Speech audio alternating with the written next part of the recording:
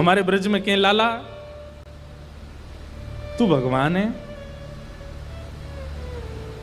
ठाकुर जी बोले काय को मधुमंगल तू ये काय को पूछ रहा हो? बोले ना ना, हमने ऐसी सुनी है कि जब गर्गाचार्य जी आए ना तो वो कह के गए कि यशोदा मैया तुम्हारो लाला नारायण समान गुण ही है, और तेरी हरकतन ते हुए ऐसा लगे कि तू कहीं भगवान तो ना है।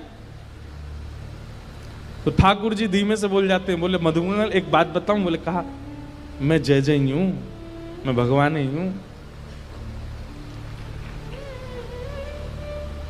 तू सांची भगवान है? बोले हाँ। लाला मैं सबन ने बता दूं कि तू भगवान है? ठाकुर जी बोले हाँ बताया।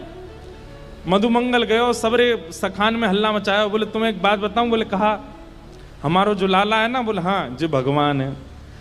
ये बात सुन के आधे तो हंसने लगे और आधे छड़ी लेकर के बोले दिखाइयो ने कहां तेरो भगवान। ठाकुर जी निकल के आए कुंज से, आज बड़ी अदा से निकल के आए। ए मधुमंगल सीताम प्रणाम करो, हम भगवान हैं। नहीं मानते, नहीं स्वीकार करते। एक दिन ऐसी लीला भागवत में आती है कि एक बार जागरण हुआ, ब्रज में जागरण कराया नंद बाबा ने। जागरण का मतलब है पूरी रात जग करके अपने इष्ट का स्मरण करना, वो जागरण है। रात भर जागरण चला। तो जागरण के काल में जैसे ही थोड़े ब्रह्म मुहूर्त का समय हुआ, तब घड़ी तो होती नहीं थी, अंदाजा लगाया तो नंद बाबा को लगी कि भाई ब्रह्म मुहूर्त है, क्यों मैं स्नान करवे जाऊं। तो जैसे ही नंद बाबा ने यमुना जी में प्रवेश किया, क्योंकि अब तो नहीं ऐसा होता पर नदियों में भी स्नान करने का समय होता है।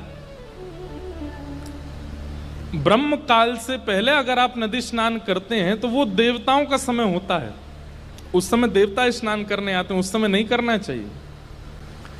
तो नंद बाबा देव काल में चले गए और जैसे ही नदी में स्नान करने पहुंचे तो गंधर्वजन इनको पकड़ के ले गए। जब नंद बाबा बहुत देर तक नहीं आए तो सबने जाके ठाकुर जी से कही। तो ठाकुर जी गए और ठाकुर जी ने यमुना जी में प्रवेश करके गंधर्व लोक में जाकर के नंद बाबा को वहां से छुड़ाया और वापस लेकर के आए।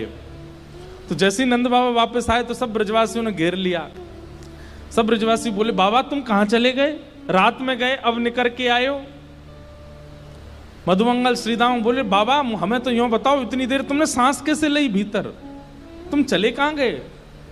बाबा बोले, भैया दो देव